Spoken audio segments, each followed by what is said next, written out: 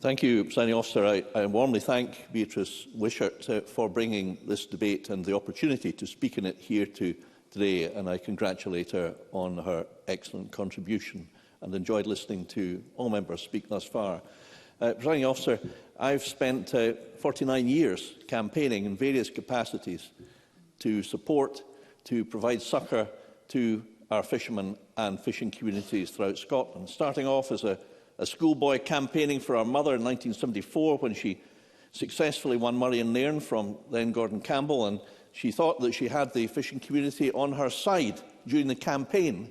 It was a cold count, so the votes weren't counted until the Friday, but she went on the election night programme and was interviewed by the anchorman of the elections results from London, who asked her this at midnight after the votes had been counted elsewhere but not in Murray.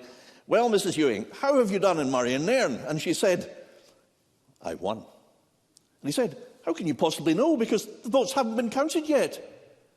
And she said, "Because the boats came in." At that point, the BBC executive producer was completely mystified. He didn't understand that postal votes weren't a thing then, and the fishermen came in. They disrupted their fishing effort in order to cast their vote for Winnie to fight for them. And in those days, Presiding Officer, it was precisely because the fishing community had lost confidence in the Conservatives under Ted Heath. Now, my fear is that they are now losing confidence in the party I've served for nearly 50 years in our Scottish government. I've had the privilege of serving as the MSP for Lochaber for 8 years, now in Cape Forbes' capable hands, and I got to know the fishermen in Mallaig and in Arasaig, and I got to understand and appreciate what they do. Producing food on our table, hard-working, great characters, many of them very God-fearing as well, and making a huge contribution to Scotland. And over the years, it's the fishing community that have gone on to form the backbone of the merchant navy. And then in the 70s or 80s, working offshore in our oil and gas industry, because they were already familiar with the perils of working in the cruel sea. Indeed, they did then and still do now put their lives at risk for us. They deserve our respect. They deserve our thanks. But what have they got in this document? The only mention of fishermen is that what they do is destructive. What an incredible act of provocation that is. Presiding Officer, I've got a list of questions here about this consultation document. Some have been asked already.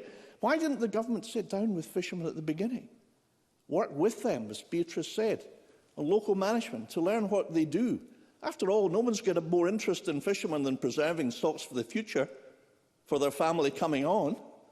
No one knows more about it than they do.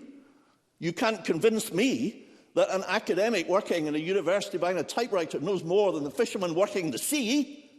So, where do we go from here? Well, Presiding Officer, I do think, and I've urged the Minister already to do this, I know she's rejected it, but this will haunt the Scottish Government, this issue. This will not go away. This is not a consultation document. It's a notice of execution, together with the inshore cap and the special marine features, which are really putting the fear of God into our fishermen. And the collective impact of all of that means that the anger, as Dr. Allen has already said, is palpable. And in 49 years, I have not come across anything like it. So, the Minister should withdraw the document, apologise, get round the coast, go round all the fishing ports, or most of them, as I have tried to do in my time. And then she should go back to the drawing board and work with the fishing communities. And in the meantime, in conclusion, Presiding Officer, with regard to this document, I've got 3 suggestions to make about what to do with it. First of all, put it in the burgeoning policy recycling unit, along with the advertising ban and deposit return. Secondly, if you prefer, use it as a firelighter. But thirdly, what I think, and in doing this, I think I'm summing up the views of the people I've worked for and value and cherish for nearly 50 years. This is what to do with it, Presiding Officer. This is what to do with it. I do it now. That is what the people of Scotland, who have great affection for our fishermen want to happen and what should happen and what I believe will happen at some stage or another.